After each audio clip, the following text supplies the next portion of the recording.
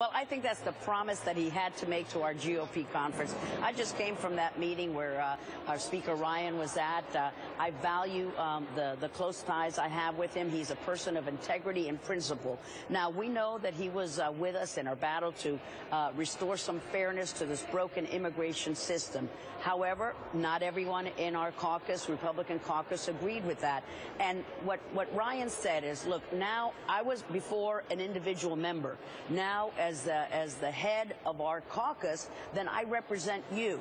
What is the will of the Republican in our caucus? Sadly, I'm sad to say that they're not with us yet on immigration reform until we get border security, until we get that part of the puzzle first. So that's what Ryan says. We're going to maybe tackle border security, gaining the trust of the American people. He's not going to be moving any immigration reform until we get that piece. And so I think that's the way that he was able to gain the trust of the GOP leadership. Some of us are way ahead of that of the parade on that, but most of guys are way behind, in fact, in the other direction. So he has to get the trust of the GOP conference, and we'll have the House work its will. And he says, as the leader of the conference, he has to be representing the point of view of the majority of our GOP caucus. So he's been flat out straight with the people.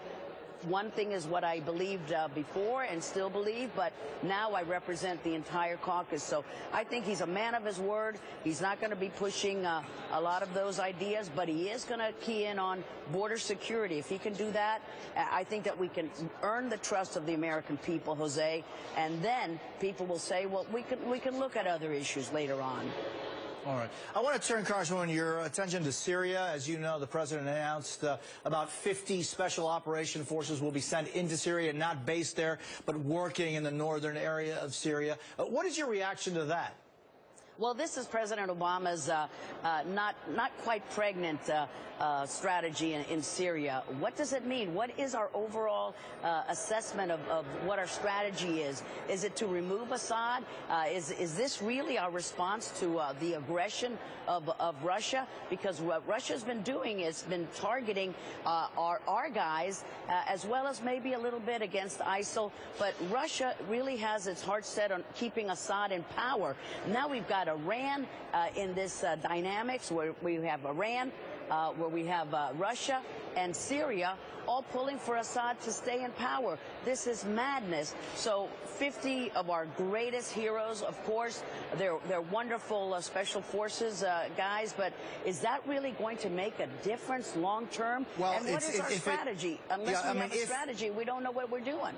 Yeah, I mean, it seems as though these 50 special operating folks are not in there to deal with the Assad dictatorship or with Iran or with Russia, but specifically to fight ISIS and the threat that ISIS poses to American national interests. But Jose, not Syria, look at all not of the, Assad, not the Russians, not the Iranians. But a lot of these forces are now in cahoots. You have the Nusra forces joining up with people who we thought would never be aligned with, and really the guy who's calling the shots there is Putin. For us to think that 50 special forces heroes is going to tilt anything in that battle is ludicrous. We need to have an overarching strategy, know what our objectives are, and then you flesh out whether it's 50 or whether it's 500 guys, and who are our allies, what are they doing, who's funding a lot of this operations, who's got what equipment. It is such a muddy situation in Syria, and I don't think this sending 50 guys looks like we're desperate to look like we're a player. And President Obama seems to think that, oh, we've got Assad and Putin just where we want them. Really? They're in the driver's seat, and we're leading from way behind.